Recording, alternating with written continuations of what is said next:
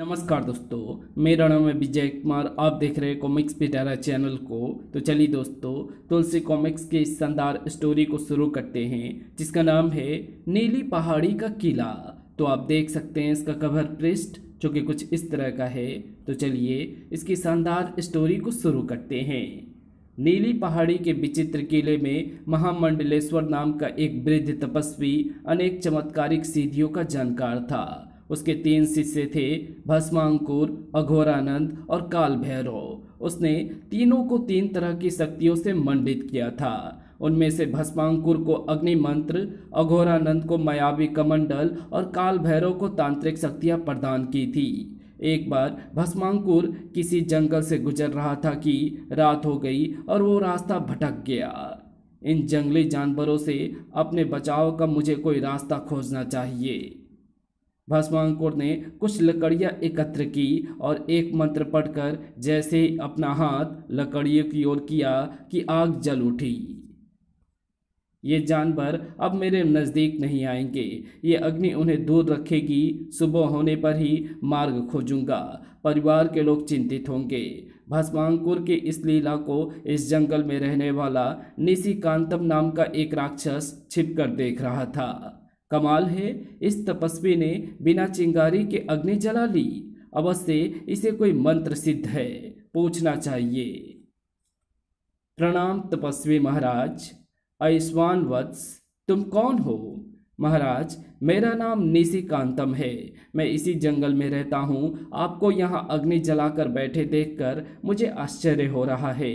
आश्चर्य की इसमें कोई बात नहीं है वत्स। मैं इस जंगल में मार्ग नहीं खोज पा रहा था। रात में जंगली जानवरों का भय था, इसलिए मुझे आग जलानी पड़ी। पर आपने आग जलाई कैसे? यहाँ ना तो कोई चकमक पत्थर है और ना वन में कहीं आग लगी थी। मेरे पास अग्नि मंत्र की सिद्धि है। मैं कहीं भी आग लगा सकता हूँ। अगर आप मुझे ये मंत्र सिखा दें तो मैं आपको इस जंगल से बाहर पहुँचा सकता हूँ। वत्स, कोई भी विद्या एक दिन में नहीं आती। उसके लिए धैर्यपूर्वक कठोर साधना करनी पड़ती है।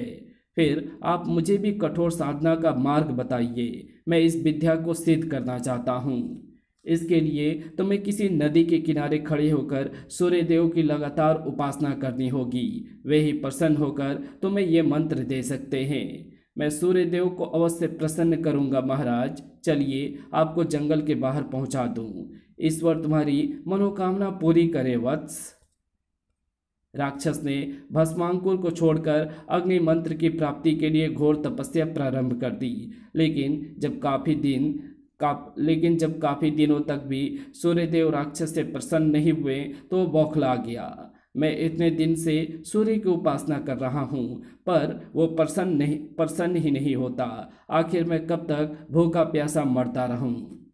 तभी एक बूढ़ा ब्राह्मण नदी के किनारे आया और किनारे से रेत मुट्ठी में भरकर पानी में डालने लगा। इस तरह नदी पर पुल बनाकर मैं जल्द ही उस पार उतर जाऊंगा। मूर्ख, रेत से नदी पर पुल बना रहा है।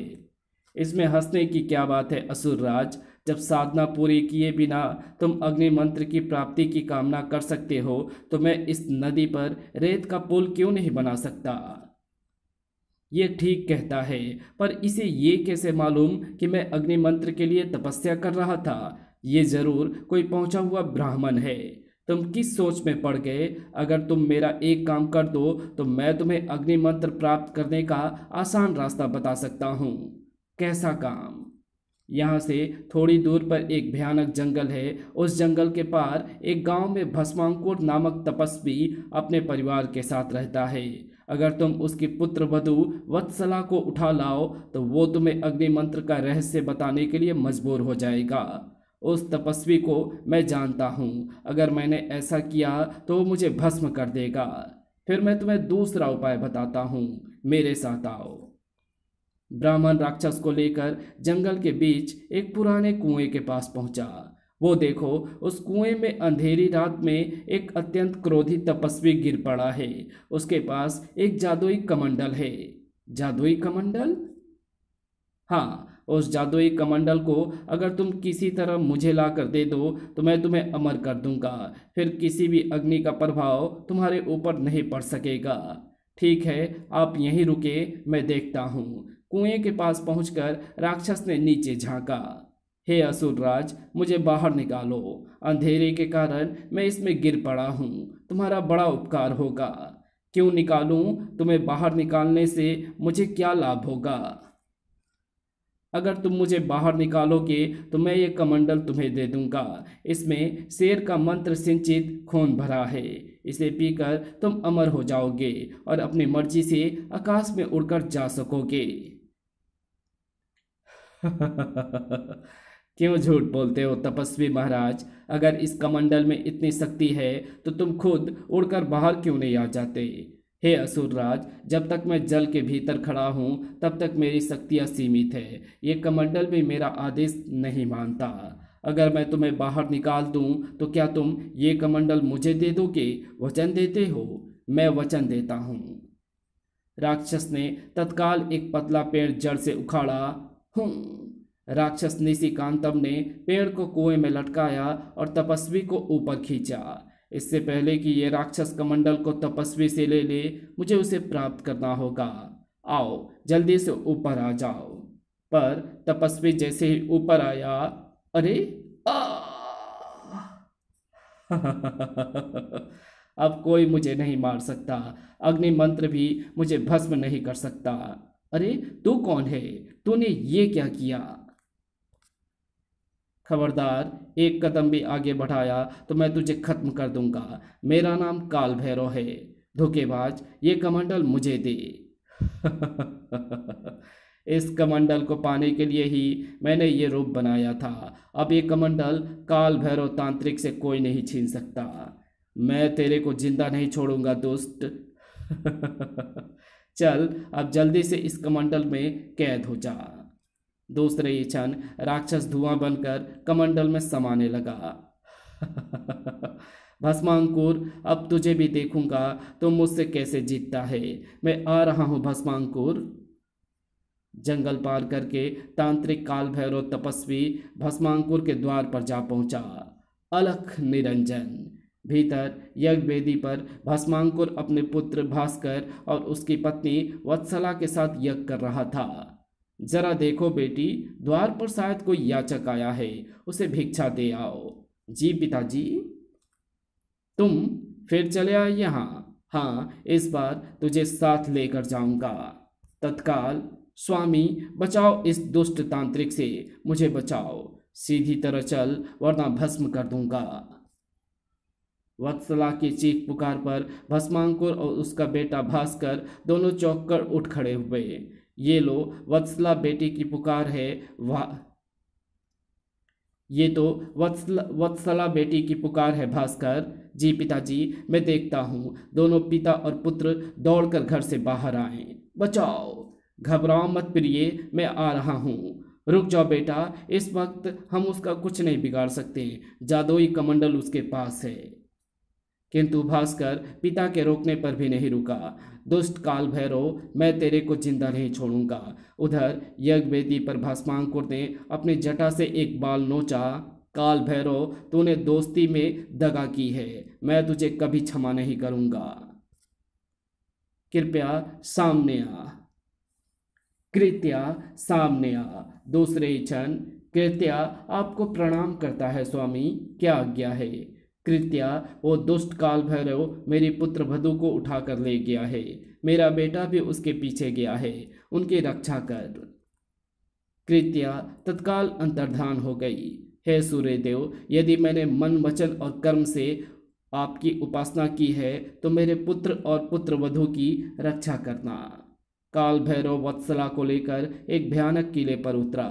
दुष्ट नराधम, मेरे पति तुझे इसकी सजा अवश्य देगा। अगर वो यहाँ पहुँच पाएगा तो देगा सजा। प्रहरी, द्वार खोलो। जो आज्ञा स्वामी। अब जब तक भस्मासुर खुद नाक रगड़ता हुआ यहाँ नहीं आएगा तो यहाँ मेरी मर्जी से रहेगी। मैं तुझे अपनी पत्नी बनाऊंगा। दुष्ट तांत्रिक, एक अबला पर अत्याचार करते हुए तुझे शर्म आनी चाहिए। खामोश, तू मेरा गुलाम है, गुलामों की भाषा बोलना सीख। तांत्रिक अपने कक्ष में पहुंचा। लाओ, आज जी भर कर पिलाओ, आज बहुत दिनों के दबी मेरी अभिलाषा पूरी होगी। स्वामी, आपने गुरुपुत्री का अपहरण करके अच्छा नहीं किया है, वह आपकी बेटी के समान है। हरामजादी, मेरे को सीख देती है, दफा हो जा यहाँ से। क्षमा करें स्वामी, मुझसे भूल हो गई। तभी एक अति सुंदर युवती हाथ में मंदिरा पात्र लिए इठलाती हुई वहां आई। अरे, कौन हो तुम? इस महल में मैंने तुम्हें पहले कभी नहीं देखा। देखते कैसे, तुम्हारी नज़र तो हर वक्त गुरुपुत्री वत्सला पर रहती थी। मेरा नाम कृत्या है। सुंदरी ने काल भैरव को इतनी अधिक ज़्यादा मंदिरा पिलाई कि वो अचेत हो गया। हे देवी, मुझे इस कमंडल की कैद से छुड़ाओ, तुम्हारा बड़ा उपकार होगा। तुम्हें बाहर निकालने का मंत्र मुझे नहीं मालूम है, ये तांत्रिक ही तुम्हें इस कमंडल से बाहर निकाल सकता है। तुम इसको देखते रहो, जागे तो बातों में उलझा लेना। मैं अभी आती हूँ। कृत्या दूसरे कक्ष में वत्सला के पास पहुंची। आंसू पोंछ लो बेटी, काल भैरव तुम्हारा कुछ भी अहित नहीं कर पाएगा। आप कौन हैं देवी? इस दुष्ट की घृष्टता देखिए, इसने मुझे मेरे पिता के घर में ही कैद कर दिया है। बेटी, इसने तुम्हारे पिता को भी कैद किया हुआ है। मैं तुम्हारी हितैषी हूँ, चाहूँ तो इसी वक्त तुम्हें यहाँ से आज़ाद करा के ले जाऊँ, परंतु हमें तुम्हारे पिताजी को भी आज़ाद करना है। मेरे पिता को इसने कहाँ कैद किया है, उस स्थान का पता हमें लगाना है। तब तक तुम हिम्मत से काम लो और इस दुष्ट को किसी तरह उलझाए रहो। जी। उधर भास्कर दौड़ते दौड़ते जंगल में बने उसी कुएं के पास पहुंचा। ओह, ये तो मेरे पिता के मित्र तपस्वी अघोरानंद का शव है। इन्हें इस बेरहमी से किसने मारा है? भास्कर ने जलते हुए पेड़ के पास लकड़ियां एकत्र की और चिता बनाई। आप मेरे पिता के मित्र हैं, इसलिए मेरे भी पिता के समान है। एक पुत्र की भांति मैं आपकी चिता में अग्नि दे रहा हूँ। परमात्मा आपको सद्गति प्रदान करे। चिता की राख ठंडी होने पर भास्कर ने तपस्वी की अस्थियां एकत्रित की और उन्हें एक पोटली में बांध कर चल दिया। इन अस्थियों को मैं किसी नदी में प्रवाहित कर दूंगा। अभी वो कुछ ही दूर चला था कि पास ही कहीं से आती हुई आवाज़ सुनकर ठिठक गया और पीछे की ओर देखने लगा। यहाँ तो कोई नहीं है। फिर बोला कौन? उधर क्या देख रहा है बेटा? मैं तो तेरे साथ हूँ। तू गलत रास्ते पर जा रहा है। काल भैरव वत्सला बेटी को उठाकर नीली पहाड़ी के किले में ले गया है। नीली पहाड़ी का किला? पर आप कौन हैं और इस पोटली में कैसे बंद हैं? इसमें तो मैं अघोरानंद हूँ बेटा। इन अस्थियों में मेरी आत्मा अभी भी अटकी हुई है। जब तक मैं उस दुष्ट धोखेबाज को सजा नहीं दे दूंगा, मुझे मुक्ति नहीं मिलेगी। इसलिए मेरी बात ध्यान से सुन। मेरी हत्या करने वाला भी वही काल भैरव नाम का तांत्रिक है। उसने अपने मित्रों को ही धोखा नहीं दिया, उसने अपने गुरु महामंडलेश्वर को भी धोखा देकर कैद कर लिया है। ओह, फिर अब मैं क्या करूं? नीली पहाड़ी का किला तो बड़ा विकट है। पिताजी साथ होते तो मैं पल भर में वहां पहुंच जाता। मैं जो हूँ तेरे साथ। मुझे आगे करके उत्तर दिशा की ओर चल। भास्कर पोटली को आगे करके उत्तर दिशा की ओर बढ़ा। थोड़ी दूर पर एक पहाड़ी नदी पड़ेगी, तो बिना किसी डर के उसमें उतर जाना, पर ध्यान रहे कि पानी का जरा भी स्पर्श मुझे नहीं होना चाहिए। अरे बाप रे, इसमें तो मेरी हड्डी पसली भी नहीं बचेगी। डर मत, आगे बढ़। इस नदी के बाद पत्थरों की घाटी में छुपा हुआ एक सूर्य मंदिर है। आगे बढ़ने से पहले उसे ढूंढना जरूरी है, पर उसे तुझे स्वयं ही ढूंढना होगा। उसका पता मैं तुझे नहीं बता सकता, क्योंकि गुरुदेव को हमने वचन दिया हुआ है। मैं स्वयं ही उसे ढूंढ लूँगा। हे भगवान, तूने बचा लिया, वरना इस नदी को पैदल पार करके जीवित बचना असंभव था। तो ठीक सोच रहा है बेटा। अब यहाँ से पत्थरों की घाटी प्रारंभ होती है। सूर्य मंदिर को खोजने तक मैं चुप रहूँगा। पोटली को कमर में बांधकर भास्कर आगे बढ़ा। बाप रे, विचित्र घाटी है ये तो। यहाँ तो मार्ग ढूंढना मुश्किल है। मंदिर कैसे तलाश करूँगा? पत्थरों की इस भूल भुलैया में शरीर भी जख्मी हो गया है और सूर्य मंदिर का अभी तक कुछ पता नहीं चल रहा। चलते चलते वो एक विचित्र स्थान पर पहुंचा। बहुत देर से सूर्य किरणें इस चौकोर चट्टान के चारों ओर घूम रही है। उस किले और चट्टान की छाया भी एक सुध भर इस चट्टान से दूर नहीं हुई। क्या यहीं से तो सूर्य मंदिर का मार्ग नहीं जाता? हे सूर्यदेव, मुझे मार्ग दिखाइए। तभी छाया एक तरफ से सरकी और सूर्य की एक किरण उस चौकोर चट्टान पर पड़ी। आहा, वो कड़ा कैसा है! भास्कर ने पूरा जोर लगाकर कड़े को खींचा।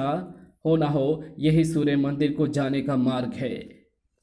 ये सीढ़ियाँ काफी दूर तक धरती के गर्भ में जा रही है, पर आश्चर्य है कि प्रकाश चारों तरफ फैला है।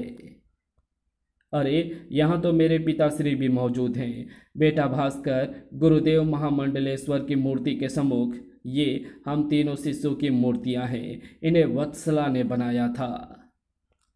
कमाल है, मैं अपनी पत्नी के इस गुण को कभी नहीं जान सका। आप मुझे पूरी बात बताइए। मैं तुम्हें संक्षेप में पूरी बात बताता हूँ, पर अब मेरी इन अस्थियों को गुरुदेव के चरणों में रख दो। बेटा, हम तीनों ही अद्भुत शक्तियों के धनी गुरुदेव महामंडलेश्वर के शिष्य थे।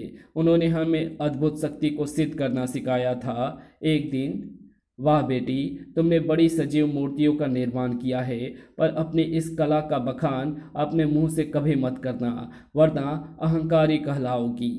ऐसा कभी नहीं होगा पिताजी। गुरुदेव, हमारे जाने का समय हो गया है। इस अवसर पर मेरी एक प्रार्थना है आपसे। निसंकोच कहो वत्स। प्रभु, मेरा एक बेटा है भास्कर। वो संपूर्ण वेद शास्त्रों का पंडित है। मैं चाहता हूँ कि आप वत्सला बेटी का हाथ मेरे पुत्र को दे दें। मुझे पूर्ण विश्वास है कि आपको और वत्सला को मेरा पुत्र अवश्य पसंद आएगा। अरे, तुमने तो मेरा भार हल्का कर दिया वत्स। मैं तो स्वयं ये प्रस्ताव तुम्हारे सामने रखना चाहता था। मुझे विश्वास है कि वत्सला भी उसे पसंद करेगी। आपने मुझे धन्य कर दिया प्रभु। गुरुदेव, मित्र भस्मांकुर बड़ा चतुर निकला।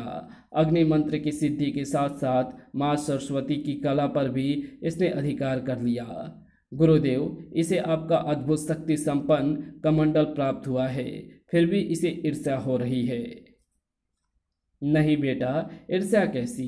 तुम्हारी तरह वत्सला इसकी भी तो बेटी है, और तुम्हारा पुत्र इसका पुत्र। पर वो काल भैरव कहाँ है? उसकी तंत्र साधना क्या अभी अधूरी रह गई? मैं उसे देख कर लाता हूँ गुरुदेव। तभी काल भैरव ने वहां प्रवेश किया। गुरुदेव, मुझे अभी कुछ दिन यहाँ और रुकना होगा। मेरी बलि साधना में विघ्न पड़ गया है। मेरी पूजा अधूरी रह गई है। फिर इसमें दुखी होने की क्या बात है वत्स? अच्छा है, तुम यहाँ रहोगे तो बेटी के विवाह में मेरी सहायता कर सकोगे, परंतु उसके रुकने का मकसद दूसरा था। खबरदार, तुम्हें शर्म नहीं आती मुझसे ऐसी बातें करते हुए? तुम मेरे पिता के समान ना होते तो मैं इसी वक्त पिताजी से तुम्हारी शिकायत कर देती। पर मैं तुमसे प्रेम करता हूँ वत्सला, तुमसे विवाह। बंद करो अपनी काली जुबान और निकल जाओ यहाँ से। वत्सला और तुम्हारे विवाह तक उसकी एक नहीं चली। वो खून खून का सा घोट पी कर रह गया। देख लूँगा एक दिन तुझे, फिर यहाँ आना होगा। मैं तेरे बाप को मजबूर कर दूंगा कि। उसके बाद क्या हुआ मुझे नहीं मालूम। बस इतना याद है कि उस अंधेरे कुएं से मुझे एक राक्षस ने बाहर निकाला था। तभी काल भैरव ने मेरे सिर पर पीछे से पत्थर दे मारा। बेटा, सूर्य मंदिर में भगवान सूर्य की मूर्ति के सम्मुख एक मायावी तलवार रखी है। गुरुदेव अपनी ये तलवार काल भैरव को देना चाहते थे, पर पता नहीं क्यों नहीं दी। उसे उठा लो, वो तुम्हारी रक्षा करेगी। भास्कर पोटली उठाने के लिए आगे झुका। जो आज्ञा मुनिवर। ठहरो बेटा, यहाँ से तुम्हें अकेले ही आगे बढ़ना होगा। इसी मंदिर से एक रास्ता किले तक जाता है, उसे तुम्हें स्वयं ही तलाश करना होगा। भास्कर ने आगे बढ़कर तलवार उठाई। ये कील कैसी है? ये तो भीतर धंस रही है। तत्काल, अरे, एक और गर्भगृह।